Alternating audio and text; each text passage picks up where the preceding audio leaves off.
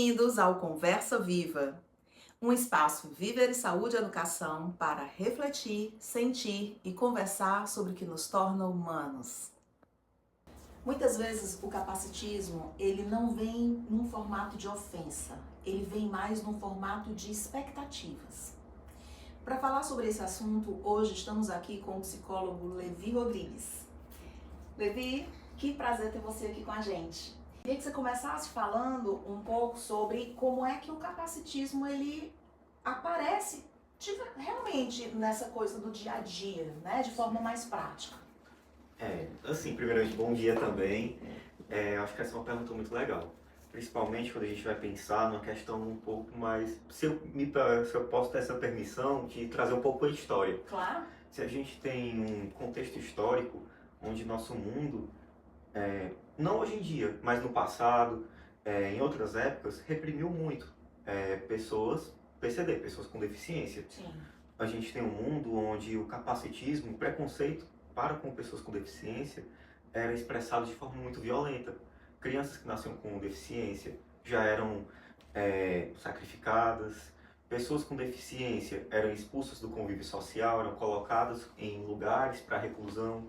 A gente tem um histórico que eu estou só passando por cima, Sim. mas um histórico muito violento em cima das pessoas com deficiência. O capacitismo ele já foi muito violento. Por que eu trago isso? Para embasar os dias de hoje. Hoje em dia, a gente tem um capacitismo violento, um preconceito com pessoas com deficiência violento. A gente tem.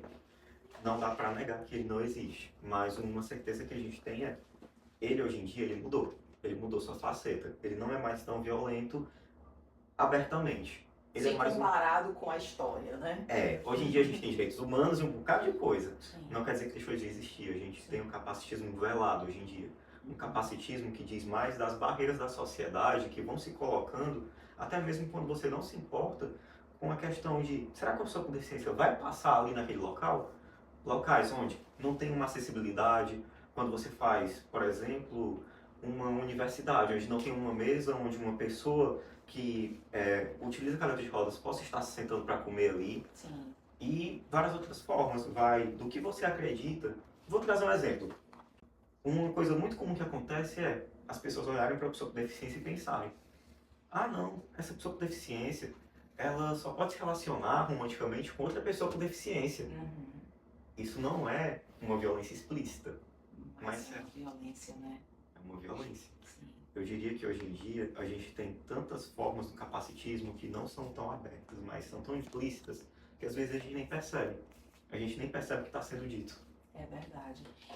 Infelizmente, ainda é naturalizado, parece... E aí essa frase que eu coloquei aqui no início, né? Assim, às vezes ele vem não num formato de ofensa, mas num formato de expectativa. Às Tem vezes essa até coisa... Elogio. Onde é que a boa intenção casa com o capacitismo? Olha, isso aí é bem polêmico. Mas tem uma coisa que as pessoas adoram quando vê uma pessoa com deficiência. Seja qual for a deficiência, eu não estou focando em alguma. Mas todo mundo adora olhar para uma pessoa com deficiência e dizer que exemplo de vida. Que pessoa batalhadora. Que superação. Uhum.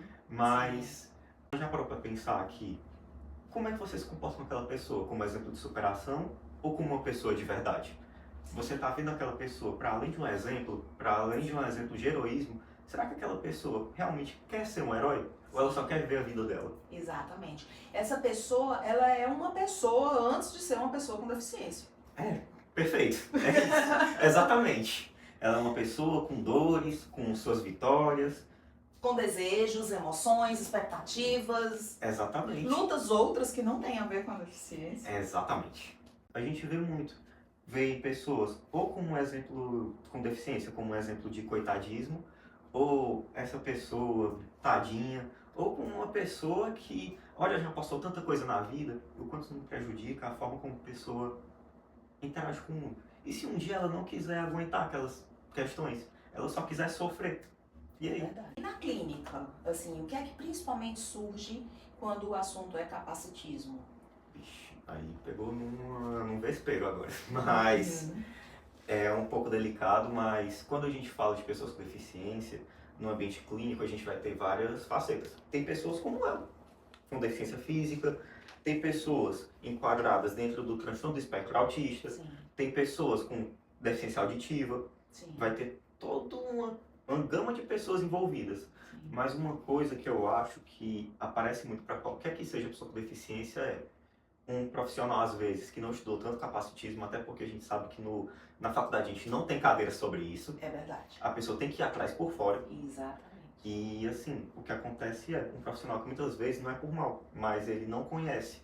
E até mesmo na abordagem, ele vai atender uma pessoa com deficiência, que às vezes vem com acompanhante para qualquer dificuldade que possa surgir. Uhum. Em vez dele chegar, falar com a pessoa com deficiência, vamos falar com o acompanhante. Sim, Aí, desabilita a pessoa com deficiência sobre as questões que são dela mesma, né? e outro ponto, se a gente pega um exemplo de uma pessoa que está dentro do transtorno do espectro autista, Sim, que está tão famoso hoje em dia falar sobre neurodivergência, exato. então vamos tocar aí, vamos tocar aí. Sim, Pessoas dentro do transtorno do espectro autista, elas possuem às vezes movimentos repetitivos de autorregulação. isso. Isso faz mal para alguém? Não faz. Uhum. Isso causa um certo estranhamento para quem vê de fora, Às vezes sim. e às vezes o psicólogo pode cair no erro de vamos resolver isso aqui porque está causando mal para quem está de vendo de fora e não porque aquela pessoa está sofrendo por conta disso. Sim, e aí quando o psicólogo não consegue lidar com aquilo também, fica ansioso. Fica. Acontece isso também, né? Acontece demais. É, Até eu, o meu objetivo é cada vez ter mais pessoas com deficiência. Até Sim. porque faz parte da minha vivência. aham. Eu mesmo fico nervoso às vezes. Sim, Mas é aquilo. Na prática clínica, eu acho que o principal é as pessoas às vezes podem cair no erro de não, vamos ensinar habilidade social para consertar aquela dificuldade, mas nem entendeu qual é a função daquilo ali. Por que aquela pessoa está sofrendo? exato. Qual é o sofrimento por trás? Será que é só aprender uma habilidade nova? Você já entendeu o que é aquele sofrimento? O que a pessoa está achando de si mesma, dos outros? A gente tenta corrigir aquele comportamento, que é, na verdade, um comportamento de autorregulação do paciente. A gente está voltando décadas, séculos, né? No Demais. sentido de tentar controlar um comportamento por considerar que não é um comportamento padrão, né? Sim. É um grande retrocesso, É né? aquilo, eu acho que um grande desafio da psicologia clínica com pessoas com deficiência é esse limiar entre o que é correção, o que é normatização e o que é realmente incluir a pessoa num processo terapêutico. É sempre muito delicado. Perfeito. Que orientação, Levi, você considera assim muito prática, importante e básica até para nós profissionais da psicologia, que temos, é como você falou, assim, que a gente precisa estudar muito sobre esse aspecto, que não faz parte muitas vezes do nosso dia a dia e a gente não aprende isso na faculdade mesmo. Então, assim, aproveitando o espaço, que orientações assim você considera que são mesmo básicas para nós profissionais, né? Eu tenho uma orientação que eu acho que é a regra de ouro para lidar não só na clínica, na vida, com qualquer pessoa com deficiência. Sim. Gente, simplesmente aquela pessoa vive com aquela deficiência a vida toda. Muitas vezes ela não vai se incomodar se você perguntar alguma coisa. Então, pergunte o que ela acha das coisas, trace um plano terapêutico junto com ela, não junto com a família que quer consertar ela ou com as pessoas ao redor. Trace as coisas junto com ela, dê autonomia. Muitas vezes aquela pessoa passou a vida inteira não tendo autonomia. Chega na vida adulta com algumas questões disfuncionais justamente por conta do capacitismo. Sim. A gente não pode ser outro vetor disso. Exato, perfeito. Então, e tem um trabalho com a família também, no sentido de tentar fazer com que a família compreenda. O mais difícil. Porque às vezes a gente faz isso lá na terapia, mas em casa a coisa parece que é meio desfeita, né? Então a gente acaba tendo que trabalhar um pouco esse contexto.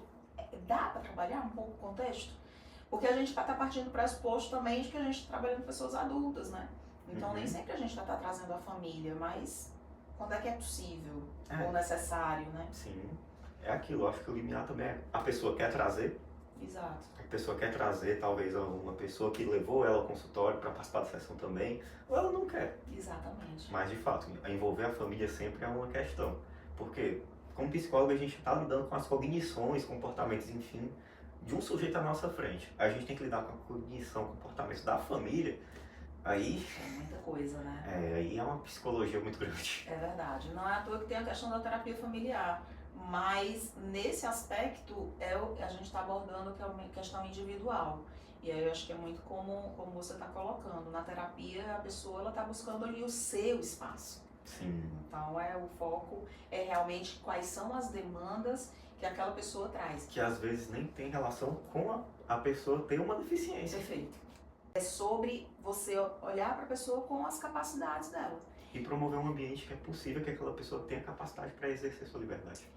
Eu acho que esse é o desafio, né? Eu entender essa pessoa dentro das suas capacidades e promover essas capacidades através de coisas estruturais, inclusive calçadas acessíveis, né? Áudios e vídeos apropriados, libras, braille, tem uma série de coisas, né, que você tem aí para promover a acessibilidade e inclusão real, né? Sim, sim. Até na postura clínica, não precisa nem chegar lá nas ferramentas, tipo Libras e tudo mais.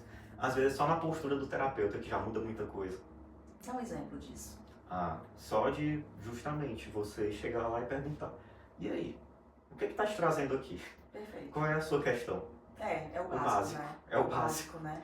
E se eu pudesse trazer mais uma coisa, uma coisa bem básica do capacitismo é infantilizar aquele sujeito, como se ele não tivesse capacidade, como se ele não tivesse maldade, Sim. como se ele não fosse alguém passível de erros. Sim. Tirar essa ideia que aquela pessoa é tão falha quanto qualquer outra. Exatamente. A expectativa da outra pessoa, quando ela se reporta a uma pessoa com deficiência, do que a gente está falando? O que é essa expectativa? Isso aí é uma questão muito 80. Porque a gente vai ter aquela pessoa que se relaciona com a pessoa com deficiência e tá aqui, a pessoa tem deficiência física. Vou me relacionar com ela como se ela também tivesse uma questão cognitiva. Ou seja, aumenta só por olhar e ver, não, se ela tem uma coisa, ela tem a outra. Ou seja, a expectativa é que aquela pessoa seja totalmente disfuncional. A pessoa que não consegue dar conta de si mesma.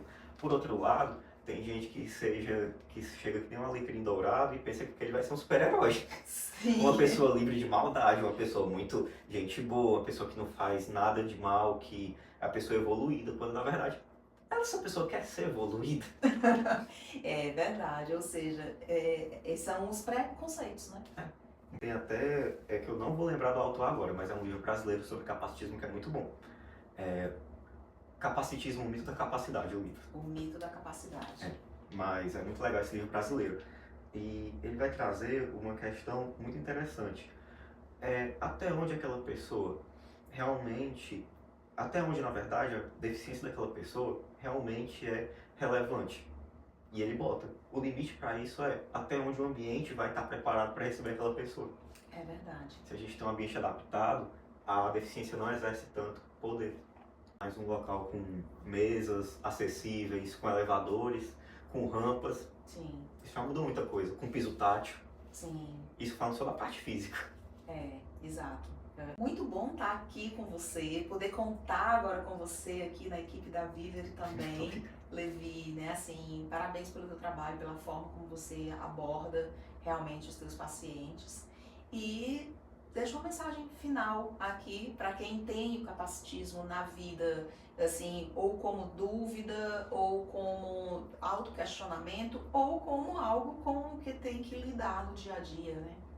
Bom, então eu acho que eu vou talvez querer deixar uma mensagem para aquelas pessoas que estão em autoquestionamento. A coisa que eu posso dizer aqui é: todo mundo pode ser capacitista em algum momento na vida. Mesmo se a pessoa possui deficiência, ela pode acabar sendo capacitista. Então eu acho que a melhor mensagem que eu posso dizer é: todo mundo vai errar, porque nem todo mundo vai, na verdade ninguém vai nascer com conhecimento. As pessoas vão ter que buscar. Então se permitam errar e aprender. Perfeito. Obrigada, Levi.